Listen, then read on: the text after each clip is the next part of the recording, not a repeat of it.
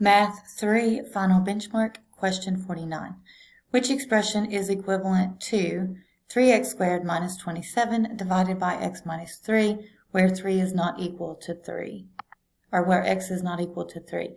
Again, this is just a restriction on the domain so that this is defined.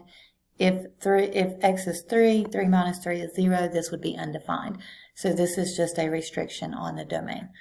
All right, or an excluded value we talked about earlier this year.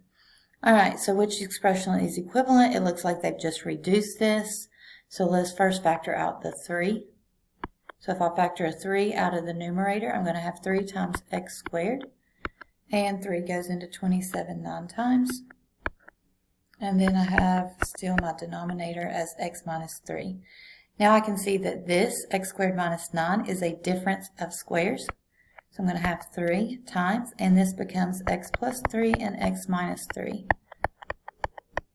That is something you need to know not only for the EOC, but also for the ACT. Difference of squares is something you'll see often.